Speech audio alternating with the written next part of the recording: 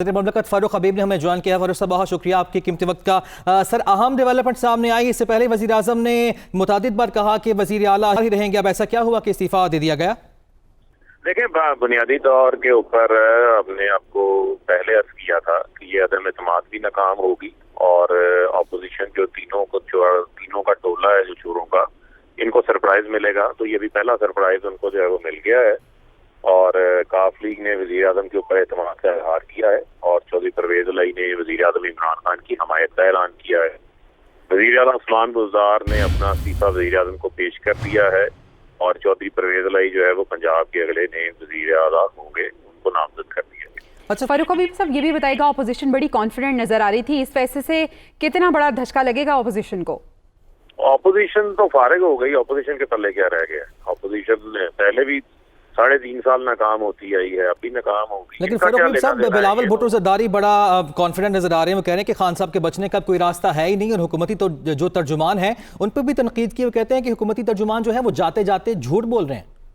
चलें जी, बच्चों की बातों का हम बुरा नहीं मनाते। छोटी छोटी इनकी ख्वाहिशें हैं, हजारों ख्वाहिशें ऐसी, हर ख्वाहिश पे दम निकले, बहुत निकले मेरे अरमां, फिर भी कम निकले और अब मैं समझता हूँ कि इनकी उल्टी गिनती का वक्त शुरू हो गया। अच्छा फारूक हबीब साहब, एक और अहम सवाल यहाँ पे ये भी बनता है कि काफ लीग, आपने कहा कि हुकूमत की जो कि आम इत्तेहादी है वो हुकूमत को सपोर्ट करने जा रही है, लेकिन एक और अहम खबर है, वफाकी वज़ीर जो थे तारिक बशीर चीमा, वो भी इस्तीफा दे दिया उन्होंने और वो कहते हैं कि मैं तफसीलात बाद में शेयर करूंगा कि इस्तीफा क्यों दिया और मैं वज़ीर आज़म के खिलाफ वोट दूंगा। और सर ये भी बताएगा, जिस तरह के सरप्राइजेस की आप बात करें, हम तरीन ग्रुप के हवाले से क्या कोई सरप्राइज मिल सकता है कौम को? देखिए, मैं आपको सिर्फ ये बता रहा हूँ कि इंशाअल्लाह अदम एतमाद जो है वो नाकाम होने जा रही है और जो ये साजिश का हिस्सा बने हैं चोरों का टोला, पापड़ वाले, फलूदे वाले, मकसूद चपरासी के नाम पे लूटी की दौलत जो बचाने निकले थे, मैं समझता हूँ कि इनका अब वापस अडयाला जेल जाने का वक्त हुआ चाहता है। अच्छा फारूक हबीब साहब, ये भी बता दीजिएगा कि जो मुनहरिफ अराकीन हैं जिनको शोकस नोटिस भी जारी किया गया, 14 उनकी तादाद थी, क्या वो भी वापस आ रहे हैं इस तरीन ग्रुप के साथ साथ? देखिए, बाकी मुकम्मल तफसीलात आपको साथ साथ जो है वो शेयर करते जाएंगे। बहुत शुक्रिया। ठीक है, बहुत शुक्रिया। हमारे साथ मौजूद थे वज़ीर ममलकत बराए इत्तलात फारूक हबीब और उन्होंने कहा कि अदम एतमाद जो है वो नाकाम होने जा रही है, अपोजिशन एक बार फिर नाकाम होगी। बिलावल भुट्टो ज़रदारी की जानिब से आज जो तबसरा किया गया, उन्होंने इसका जवाब इस तरह से दिया कि हम बच्चों की बात का बुरा नहीं मानते। जी हाँ, और इसके साथ साथ उन्होंने कहा कि अभी तो सरप्राइजेस का सिलसिला शुरू हुआ है, ये वही सरप्राइजेस है जिनके बारे में हम बात कर रहे थे और आज पहला सरप्राइज मिला है और अपोजिशन इस वक्त खासी जो है वो डिस्टर्ब हो गई है और अपोजिशन को ये पहला सरप्राइज मुबारक हो उनकी जानिब से कहा गया है।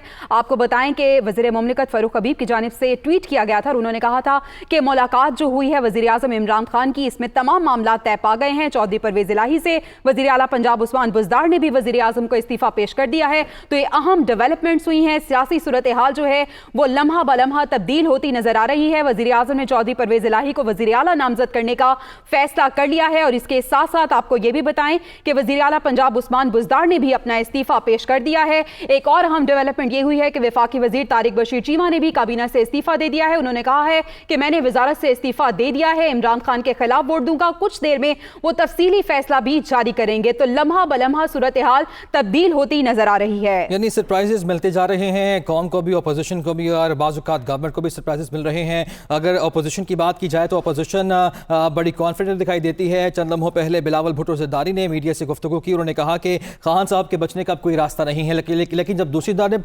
सिचुएशन की बात की जाए तो एक अहम मुलाकात ही आज MKM की वफ्द की मुलाकात हुई काफ लीग से। उसके बाद काफ लीग जो BAP वहाँ पे भी गए और उसके बाद ये अहम डेवलपमेंट सामने आई वज़ीर आज़म से मुलाकात में कि अब और हुकूमती तर्जुमान जो है वो इस बात का इज़हार कर भी चुके हैं कि अगले वज़ीर आला जो होंगे वो परवेज़ इलाही होंगे जो कि अभी स्पीकर हैं। सूरत हाल पर बात कर लेते हैं। प्रोफेसर हसन अस्करी साहब हमारे साथ मौजूद हैं। प्रोफेसर साहब, किस तरह से देख रहे हैं, जिस तरह पहले बात कर रहे थे, आपने कहा कि मुमकिन तौर पर यही ऐलान होगा और वही ऐलान हो गया, अगले वज़ीर आला अब परवेज़ इलाही होंगे?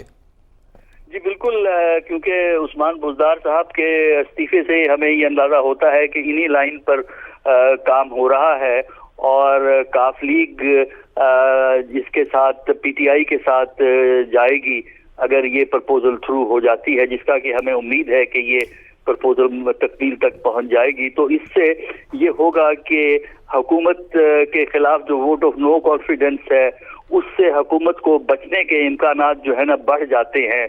अभी अब सूरत हाल ये है कि जो काफ लीग है उसका भी ये स्टेक हो जाता है कि वो जो बाकी एलाइज हैं उनको अपने साथ मिलाए। और ये जो इस वक्त कोलिशन है, इस कोलिशन का बचना ना सिर्फ पीटीआई के हक में है बल्कि काफ लीग के हक में। कतल कलामी के लिए माजरत चाहूंगा, हमने पहले देखा जब भी मुलाकातें हुई, अगर हुकूमत की मुलाकात हुई काफ लीग से या काफ लीग की मुलाकातें हुई तो तारिक बशीर चीमा हर मुलाकात में पेश थे, आगे आगे भी नजर आए, लेकिन आज उन्होंने इस्तीफा दिया और उनकी जानिब से ये ऐलान भी किया गया कि वो वज़ीर आज़म के खिलाफ वोट देंगे। इसको किस तरह से देख रहे हैं आप?